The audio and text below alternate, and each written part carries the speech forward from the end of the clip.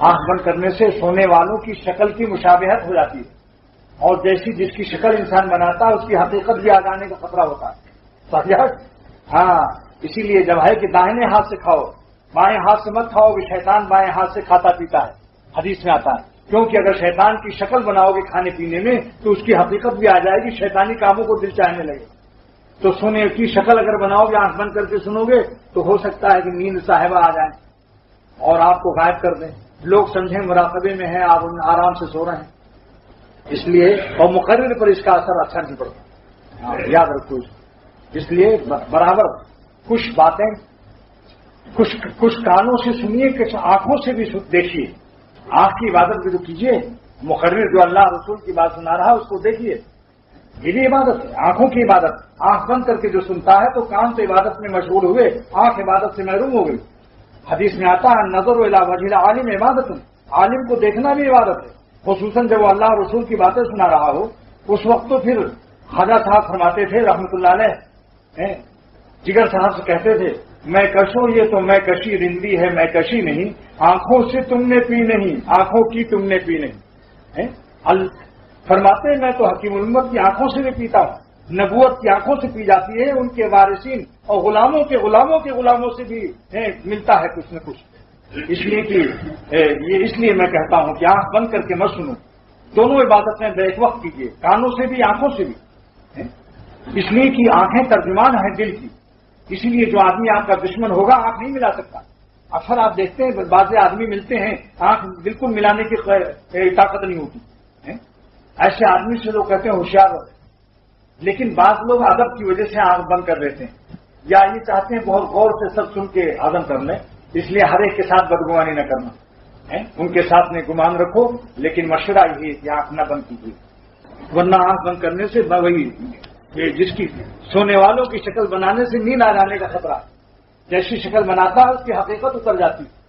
اس لیے حکیم الامت فرماتے ہیں کہ جو شخص اللہ والوں کی نقل کر لے، بہروپیہ بزرگوں کی شکل بنا رہا، فرمایا کہ اس بہروپیہ اگرچہ دل میں اخلاص نہیں ہے مگر اس کی قدر کرو، عزت کرو.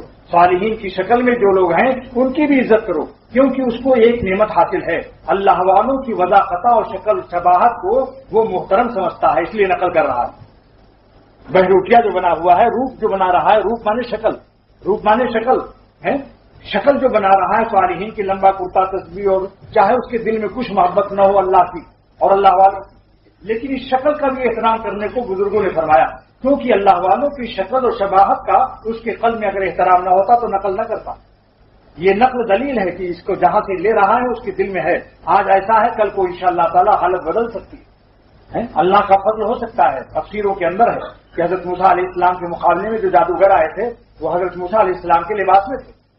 اللہ تعالیٰ نے ان پر فضل فرما دیا اور ان کو ایمان دے دیا، اور جن پر محنتیں کی حضرت موسیٰ علیہ السلام نے، ہارون علیہ السلام، دو نبیوں نے، اور اس کے فرعون کے اوپر، لیکن اس کو ایمان نصیب نہیں ہوا، سوال ہوا.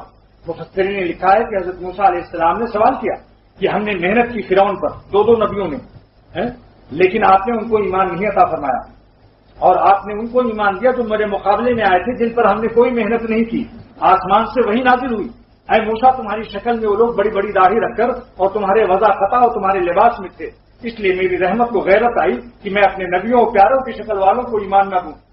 یہ دیکھا عالمگیر رحمۃ اللہ علیہ کی کو ایک بہروپیہ دھوکہ دیا کرتا تھا. دہلی میں کئی روپ بنایا اور انہوں نے پہچان لیا. حیدرآباد دکن جب فتح کرنے گئے وہاں جنگل میں بیٹھ گیا اور فقیر کی لباس میں اللہ والا بن کر تسبیح پڑھنے لگا. عالمگیر حاضر ہوئے، بزرگ سمجھ کر حاضری دی اور اس نے 1000 اشرفیاں پیش کی. انہوں نے بیر سے مار دیا. کہا تم بزرگوں کو فقیروں کو آزماتے ہو، جیسے تم دنیا کے کتے ہو مجھے بھی سمجھتے ہو، لے جاؤ اپنا یہ ہتھیار دیا. 1000 اشرفی پر لات مار دی. بہروپیہ تھا وہ، اللہ والا نہیں تھا، نقل بنائے ہوئے تھا. بعد میں جب دھوکہ کھا گئے اور واپس ہونے لگے تب اس نے شکل بدل کے آیا اور کہا السلام علیکم، دہلی میں کئی روپ بنایا، پہچان لیا، ہاتھ کر دیا آپ کو. کہیے آپ نے پہچانا کہ نہیں پہچانا؟ آج میں دھوکہ کھا گیا، مگر میں اللہ کے نام پر دھوکہ کھایا.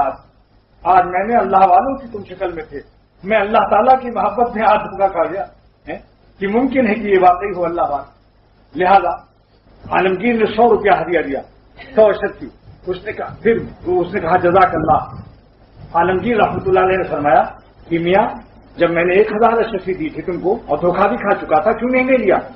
کیوں مجھے اپنی بہروپیہ پن سے آگاہ کیا؟ اس نے جواب دیا کہ میں اللہ والوں کے لباس میں تھا، میں اللہ والوں کا جو پاٹ کر رہا تھا وہ اللہ والوں کی توہین ہو جاتی ہے، اس پاٹ کا حق ادا نہ ہوتا، اللہ والوں کے پاٹ کا حق ادا نہ ہوتا اگر میں لے لیتا، اس لیے میں نے اللہ والوں کو رسوا کرنا مناسب نہیں سمجھا۔ یہ 900 اشرفیوں کا نقصان کیا ہے۔ عالمگیر بہت خوش ہوا، اس نے کہا چلو دہلی کے شاہی قلعے میں چلو، میں تمہیں ساری زندگی کا ذمہ لیتا ہوں، شاہی خزانہ اور شاہی وظیفہ تمہاری کفالت کرے گا۔ اس نے کہا حضور میں اب نہیں جاؤں گا، اس لیے کہ میں نے جن لوگوں کی نقل بنائی تھی اس کی حقیقت خدا نے عطا کر دی، اب میرا وہی مسلح، میرا وہی جنگل، میری وہی تصویر رہے گی اور میں رہوں گا، بس میرا کام بن گیا۔ ہم نے جن کی شکل بنائی اللہ تعالیٰ کو جن کی شکل بنائی تھی وہ حقیقت خدا نے دے دی، یعنی اللہ والا ہی بنا دیا۔ اللہ والوں کی شکل بناتے بناتے ہمیں اللہ تعالیٰ نے اللہ والا بنا دیا۔ اسی لیے خواجہ صاحب فرمایا کرتے تھے اللہ والوں کی شکل بنانے کو نعمت سمجھو، نعمت، یہ نہ سمجھو کہ ابھی دل نہیں بنا ہے، ابھی جب تک دل نہ بنے تو جسم ظاہر مولانا بننے سے کیا فائدہ؟ یہ شیطان کا بہت بڑا دھوکہ ہے۔ ظاہر بھی اللہ والوں کا بنائیے، اس لیے کہ ظاہر کی برکت سے پھر باطن عطا ہوتا ہے۔ پہلے ماں کے پیٹ میں بچہ کا جسم بنتا ہے، روح بعد میں آتی، پہلے صورت دیتے ہیں اس کے بعد پھر روح آتی۔ جیسی صورت اگر کتے کا جسم ہے، کتے کی کتیا کے پیٹ میں تو کتے کی روح عطا ہوتی، اگر انسان کی جسم ہے انسان کی ماں کے پیٹ میں تو انسان کی روح عطا ہوتی ہے۔ تو جیسی شکل اللہ دیتا ہے ویسی روح دیتا ہے۔ اس لیے دوستو شکل اللہ والوں کی صالحین کی بنانے میں بہت فائدہ ہے۔ خواجہ صاحب فرمایا کرتے تھے کہ قیامت کے دن اپنی داڑھی اور اس شکل کو یوں پیش کروں گا، تیرے محبوب کی عرب شباہت لے کے آیا ہوں، حقیقت اس کو تو کر دے میں صورت لے کے آیا ہوں۔